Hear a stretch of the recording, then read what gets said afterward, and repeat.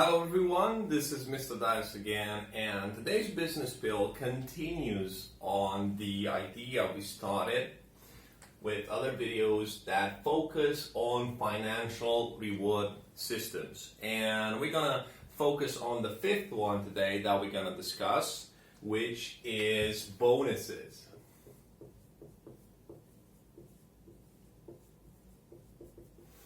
Okay? Now, it's absolutely impossible to talk about bonuses without linking it directly to previous video lessons we had here, and that is the one of commissions and of salary.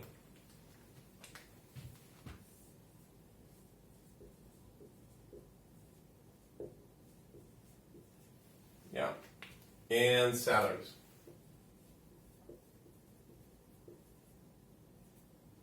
But talking about a candidate, we're going to talk about salary at singular. So, what do these have in common and where are the resemblances between them?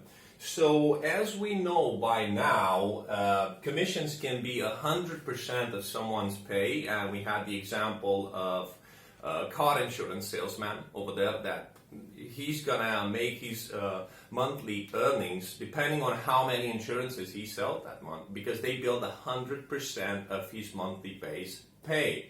But there's also the possibility of commissions, which is also characteristic to bonuses, to being a side dish or an extra. Okay, so being a side dish or an extra to a regular pay such as the monthly salary, right? So you do have your base salary over there. It might not be that attractive, but if you work hard and you achieve certain criteria that we're going to discuss about, you're going to be entitled to bonuses. Now, there are some small notes that I would like to make over here. The salary is negotiated annually, and you know you're going to take it on a monthly basis. So this is a guaranteed monthly pay. This, on the other side, is not guaranteed because this is a pay per sale. Okay? So when it comes to commission, you have no sale, well then, you have no pay. So you need to go out there and make efforts and make sure you pay. So it's nothing guaranteed for commission. Okay, now let's see how it actually happens in the case of bonuses. Well, with bonuses, here we're talking about benefiting from these if you meet certain criteria.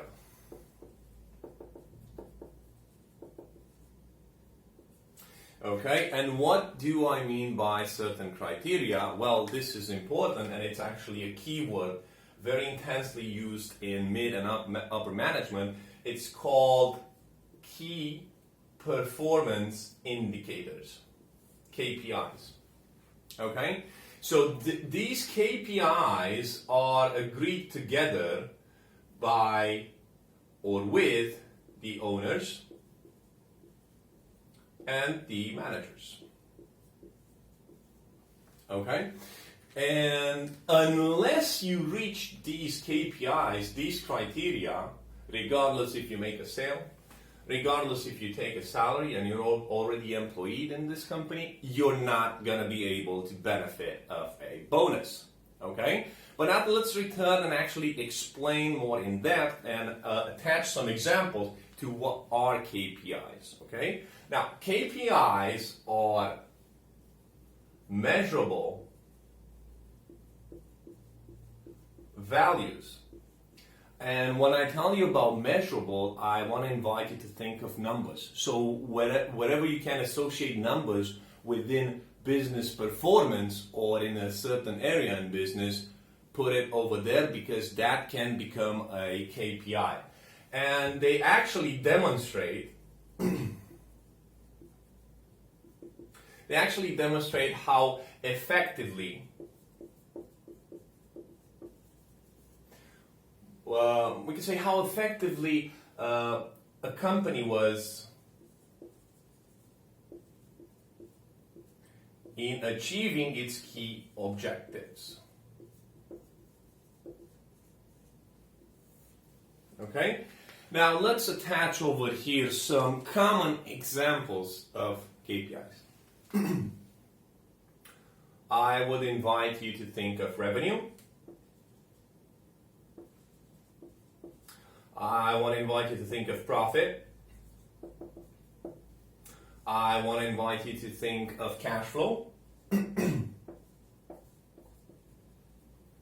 And the one that I believe to be a very important key performance indicator, but is very often left aside, especially when you talk about classic production businesses, is inventory turnover.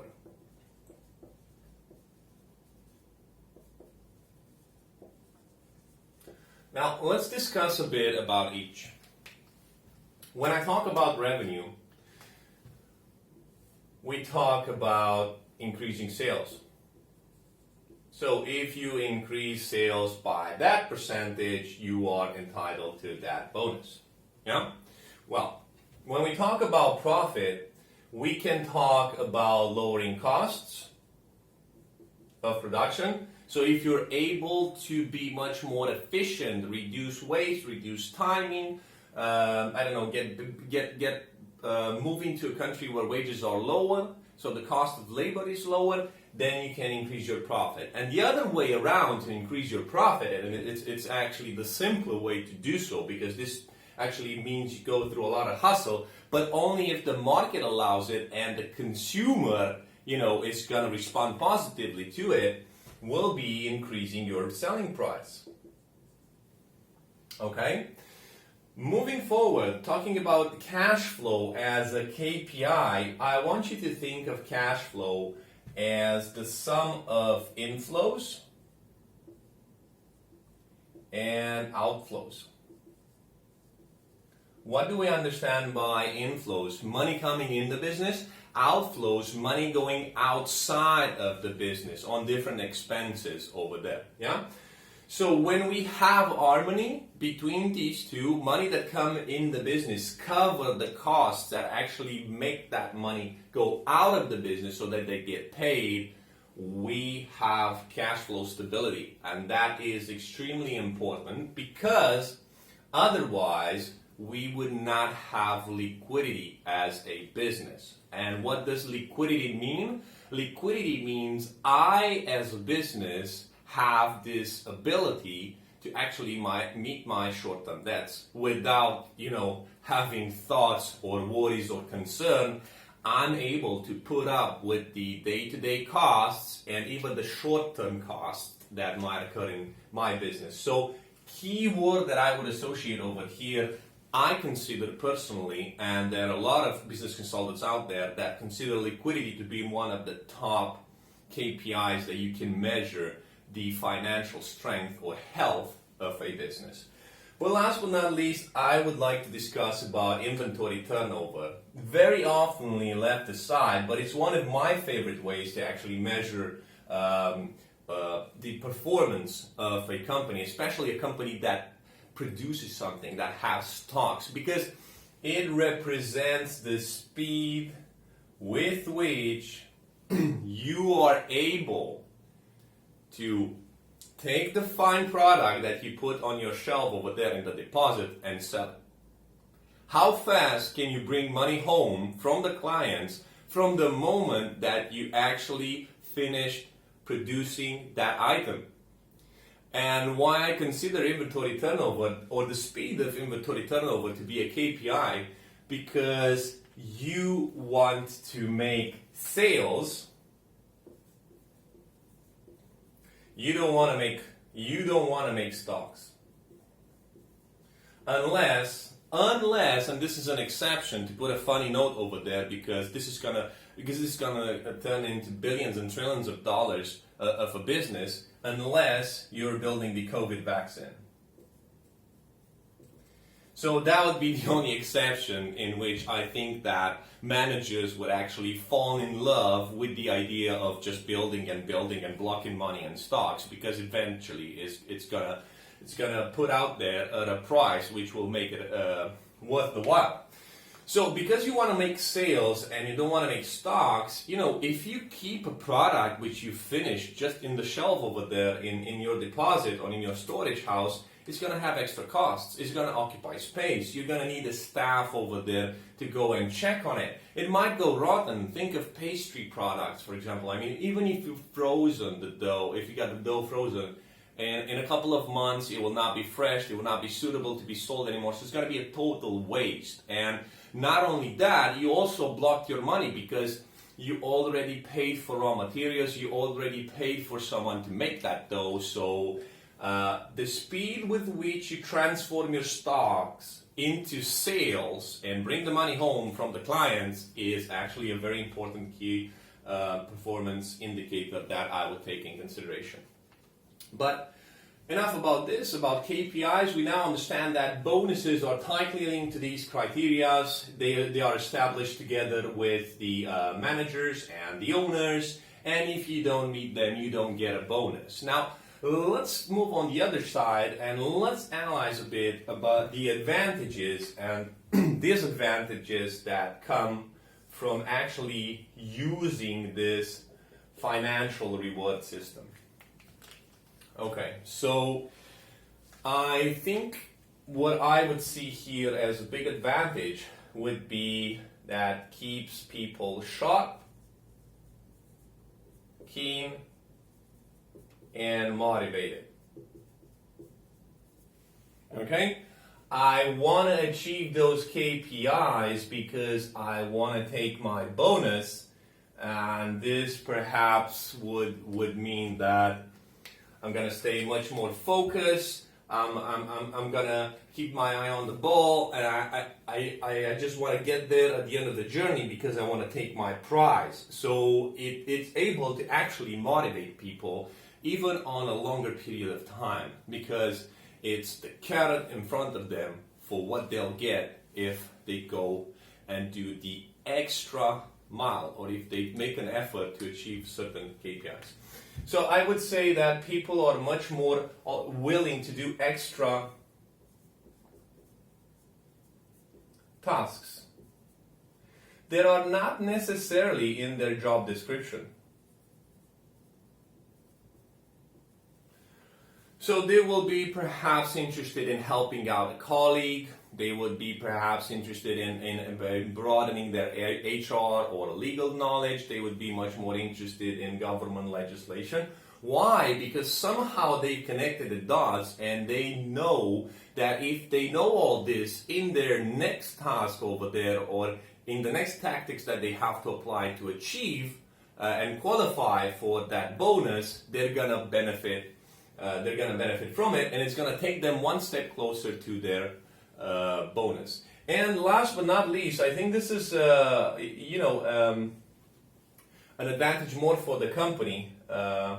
People would be willing to come on a lower wage or lower salary to work for you for a period of time, as long as the criteria you have established together is actually achievable, and they consider it that way. So it's not like an impossible task, a carrot over there that is put in front of them that is never going to be achieved.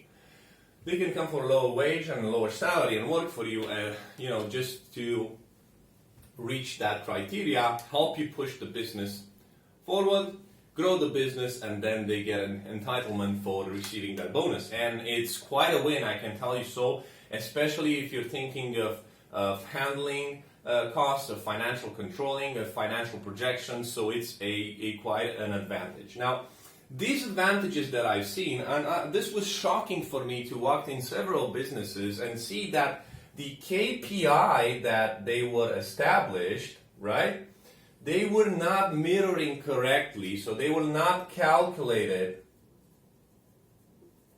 correctly, so that the bonuses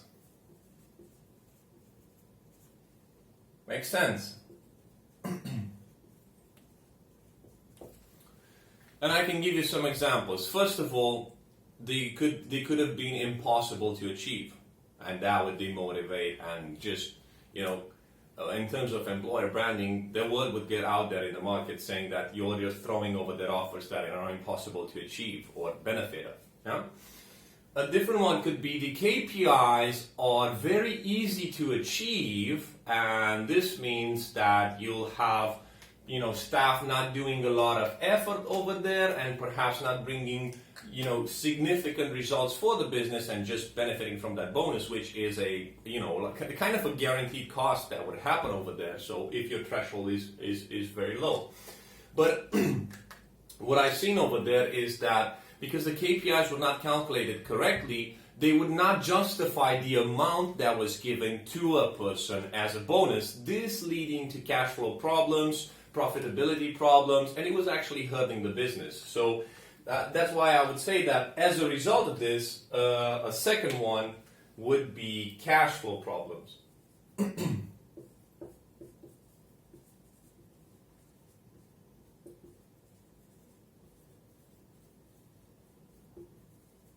Now, as I said, there has to be a parity between how much a business gains and how much it pays to the person that has contributed to that or achieved that performance. And if it's not a correct parity, similar to commissions, when you pay now but you cash that money in later from the clients, it's going to lead to cash flow problems. And last but not least, and I got to talk about this, is jealousy.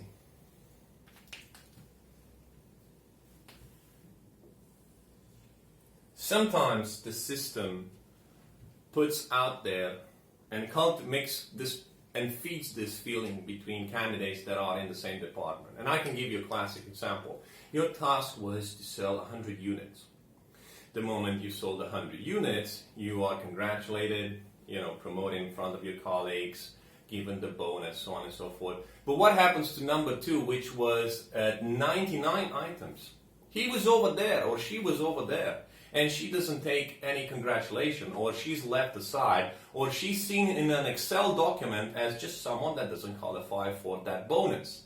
And for that reason, not only that it feeds the feeling of, or the phenomena of alienation, like the business doesn't care about me, I'm just a regular John over here, so I wouldn't put high hopes of making a career over here. It actually invites to jealousy, saying, you know what, I'm not telling John anything that I know any longer. I'm not cooperating. I'm not giving him any more leads because it benefits only him. So this being said, I think it's very important for us to study bonuses together with the other financial reward systems such as commissions and salary, because it makes much more sense. Please make sure that the criteria you establish for someone to reach in order to benefit of a bonus are healthy for your business, are achievable for that person, and keeps them motivated, and it actually makes sense to reach those numbers on both sides over there. And do study closely the relationship between your employees, because once you insert this, there are high chances of relationship between your current employees suffering because of the disadvantages that I explained over here. Thank you for watching this video, and don't forget, if you have any business queries, just drop me a line and I'll help you pull it through.